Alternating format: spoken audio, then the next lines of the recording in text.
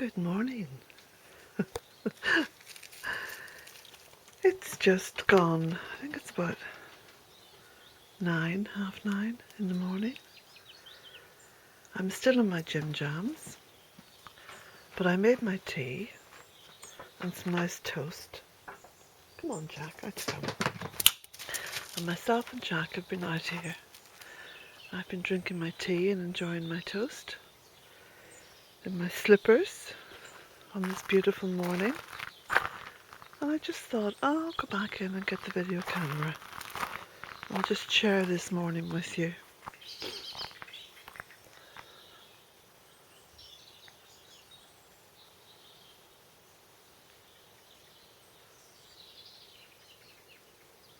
Isn't it sublime? So very blessed to have mornings like these. We've had this beautiful autumn. It's been very dry and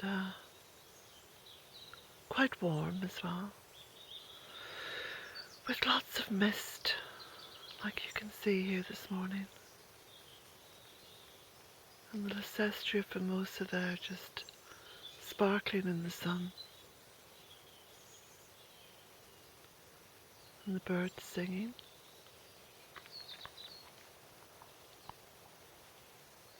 And the berries of the cotoneaster just out there by the front door.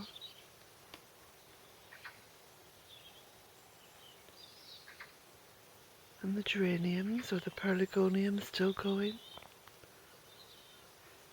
And the Virginia creeper colouring by the kitchen window. And then, as I was stood here on the bank, this is the north bank. In fact, everything in front of the cottage is all sloping off to the north. So I'm actually walking downhill a little bit now. Just stand still. So you can see these beautiful colours emerging in the autumn. And then the fuchsia, that's flowering. Flowering right up there.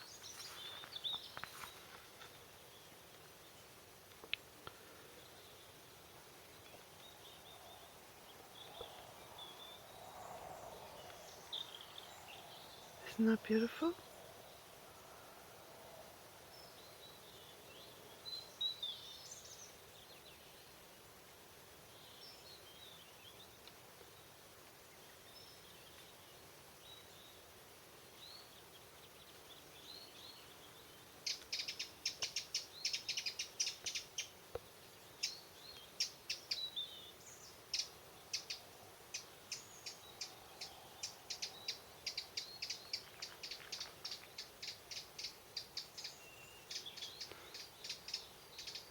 Is it any wonder that I call it the magical gardens?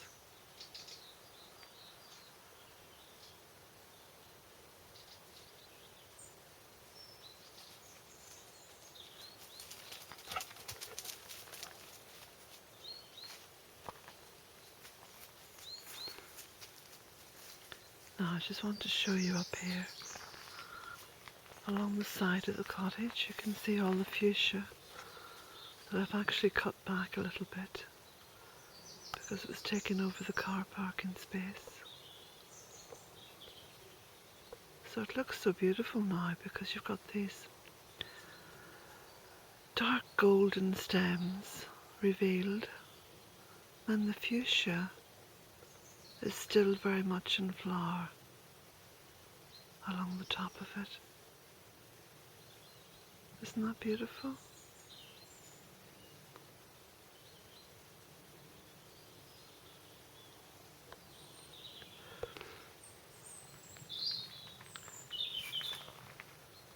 And I've been cutting back a lot of the undergrowth because if you don't cut it back every 7 or 8 years or so, it just gets very, very big and then it loses it loses its shape and it loses its density and it loses the flowers that it would normally have in the berries. So I've really kind of cut back quite hard. Just from pointing the camera, it was completely shaded, masked by cotoneaster and fuchsia, carya, laurel and ribes. So by cutting them back hard now, you know, the understory of the trees, it will allow regeneration and much more healthy growth next year. And you can see down here all the stuff that I have to move.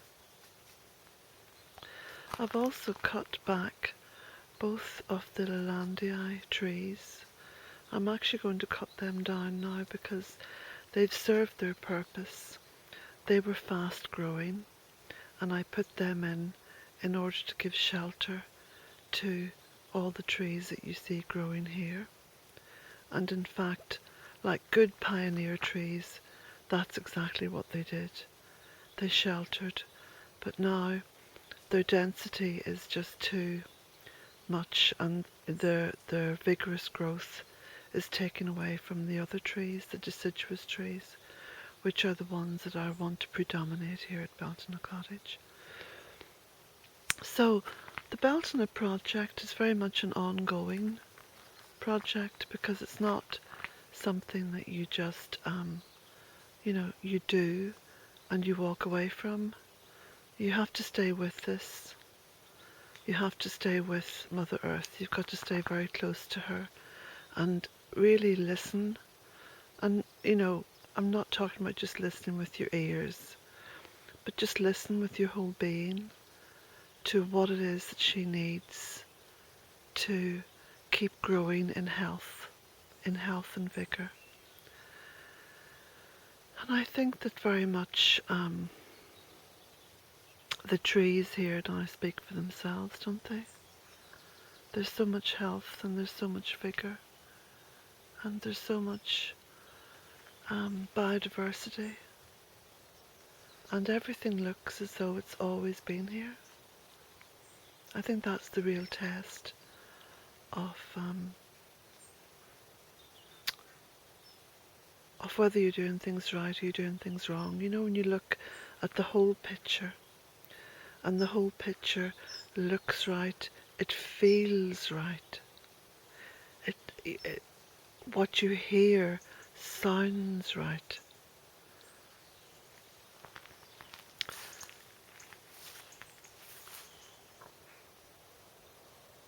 Isn't that just beautiful, the way the sun is streaming through the trees?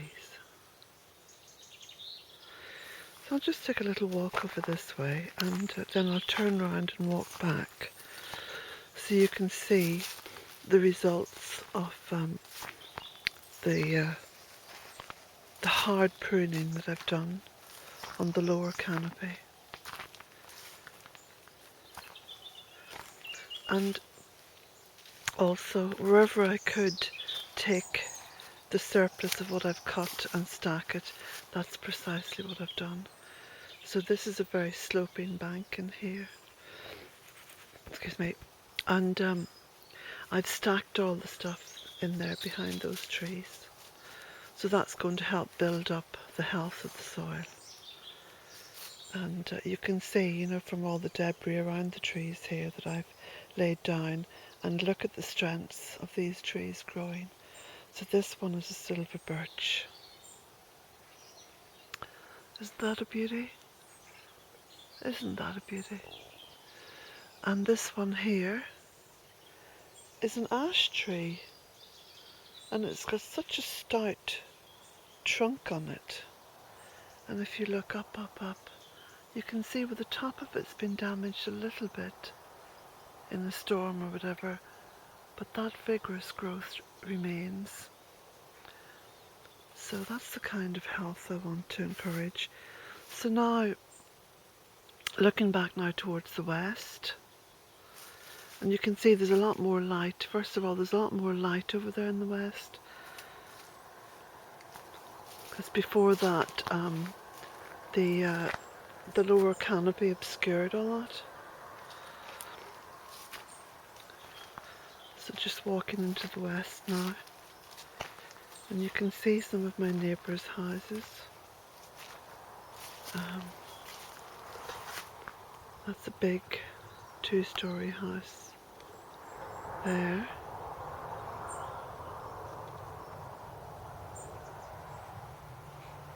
A beautiful house, but I don't know how sustainable that will be in the long term, because it's heated by oil,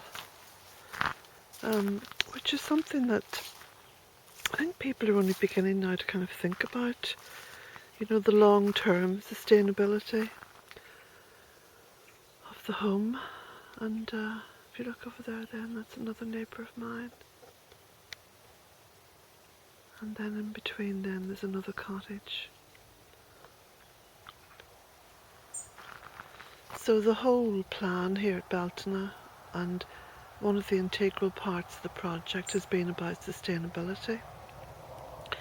So, which is why I actually paid money to have my flush toilet taken out, and I installed the little compost toilet, which has been one of the greatest advantages in terms of, you know, what I've done here at Bealtaine Cottage, because it means that the cycle is completely, is actually complete. Whatever, you know, there's nothing exported, shall we say. If you're in a situation in your home where you're exporting a lot of your waste, then something's going wrong there. I know if you live in the city it's a different matter, or if you live in the town, that can be quite a challenge. But certainly choosing, as I have done, to live in the country, it then enables me to make other choices about how I live. So I have that freedom of choice, which came at quite a price, by the way. Nothing, I haven't inherited anything here. Nothing's been given to me. I sort of financially crippled myself 12 years ago by taking on a mortgage here, and had to make a lot of sacrifices to keep paying that mortgage. And I've reached a point now where there's a certain degree of comfort, and being 61 at the end of the month, there is the 67 age to look forward to, because at 67 my mortgage is finished. But it's been well worth all the personal sacrifices, because it has enabled me to live the way I want to live. And you know, there are people who pay into pension plans, and I think from the age of about 30 they start paying into pension plans. I think the best pension plan you can have is a little bit of land, and even better, a small house and a little bit of land. But if you can't afford the small house and a little bit of land, then a little bit of land, and you know, a mobile home on it, and somewhere down the line then building a tiny home. Because I think that what matters most health-wise is having the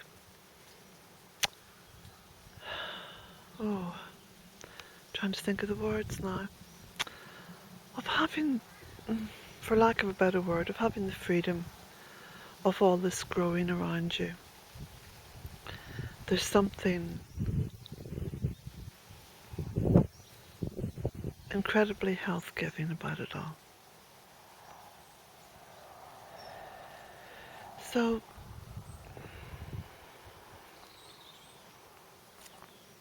up here, my little she shed. Again, you know, that seems to have nestled into the whole environment. It's actually filled with stuff belonging to my daughter at the moment, so when that's emptied, I'll be able to reclaim it as my little writing shed.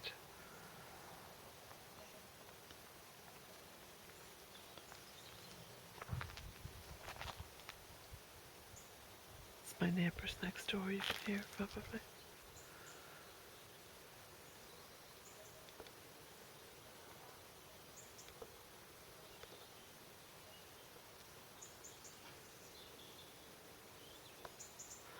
And I think as well, one of the great freedom givers is the simple joy of living in simplicity. You know, you can search all you like for value, you know, material wealth here at Bealtaine Cottage. And in terms of material wealth in the material world, the corporate material world, you won't find it. In terms of material wealth in the natural world, I'm a very rich woman. That's something, isn't it?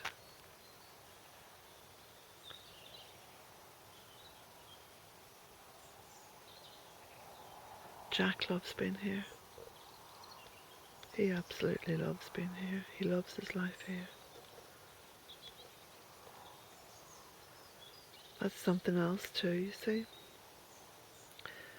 By starting the Bealtaine Project and working at it and getting through those early years of what I would call sheer deprivation for myself, I've created a place where I'm able to offer homes then to other sentient beings.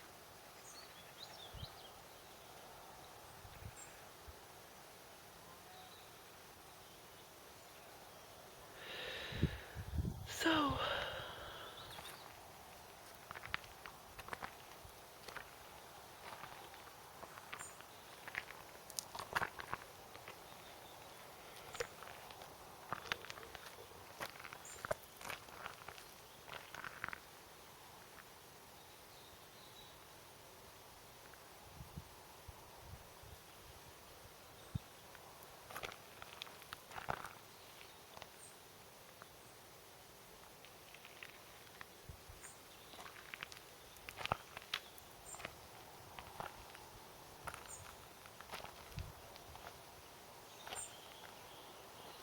on this beautiful morning, I shall bid you adieu, to enjoy your weekend, to walk out into nature,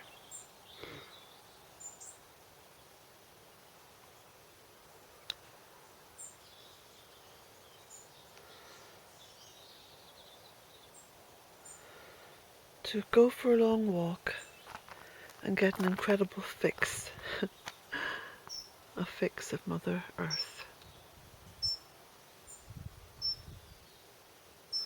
How could we have forgotten that we lived in such a beautiful place as this little planet, the only one that we can see with our incredible telescopes that go out into space, the only one with life upon it.